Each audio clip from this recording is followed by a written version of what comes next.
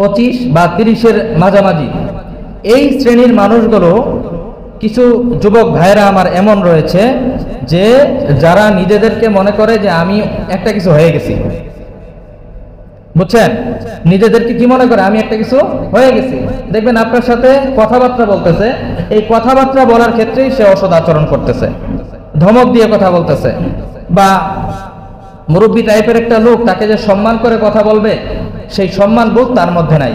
কেন? তার শরীরের রক্ত গরম, তার শরীরের রক্ত গরম। এমনকি এমনও দেখা যায় যে তার বাবার বয়সের লোক, তার দাদার বয়সের লোক, এমন লোকের সাথে ঝগড়া ফাসাদ করতে করতে এক পর্যায়ে সেই মুরব্বীর উপর হাত পর্যন্ত ওঠায়, মারামারি পর্যন্ত করে। তো এই শ্রেণীর লোক হলো অভদ্র শ্রেণীর লোক। কেন ভাই? তুমি যুবক, তোমার গায়ে শক্তি আছে, হ্যাঁ, বা তুমি টাকাওয়ালা, তোমার ক্ষমতা আছে, তোমার চেয়ার আছে, তো এই জন্য কি তুমি তোমার বড় এর সাথে অসৎ আচরণ করবা, অভদ্র আচরণ করবা? এটা তো ভাই উত্তম চরিত্রের গুণ হলো না।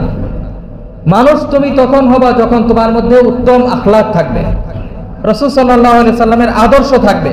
আল্লাহর হাবিব সাল্লাল্লাহু আলাইহি সাল্লাম কখনো কোনো ছোট বাচ্চার সাথে ধমকি দিয়ে কথা বলতেন না, আদর করে কথা বলতেন। ঠিক তেমনি ভাবে তার বড় যারা ছিলেন তাদের সাথে কখনো তিনি চোখ রাঙিয়ে কথা বলতেন না, বরং খুব সুন্দরভাবে, মর্মীভাবে, হৃদয়গ্রাহী বাক্যে তাদের সাথে কথা বলতেন। এই প্রথম যে খারাপ চরিত্রের গুণ, সেটা হলো অভদ্র আচরণ।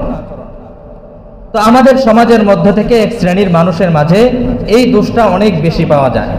তারা কথায় কথায় কটু বাক্য, গালিগালাজ এগুলো ব্যবহার করে। 2 নাম্বার হলো ভাই অযথা সময় নষ্ট করা। 2 নাম্বার কি ভাই? অযথা সময় নষ্ট করা। আমাদের সমাজের অধিকাংশ মানুষ, 4 ভাগের 3.5 ভাগ মানুষ আমরা অযথা সময় নষ্ট করি। বিলকুল কোনো কাজ নাই, কোনো প্রয়োজন ছাড়াই আমরা সময় নষ্ট করতেছি।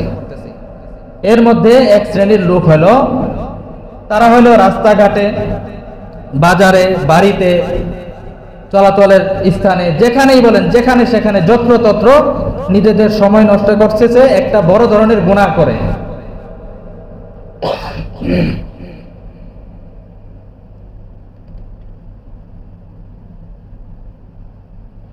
সেই বড় ধরনের গুনাহটা হলো গীবত ভাই।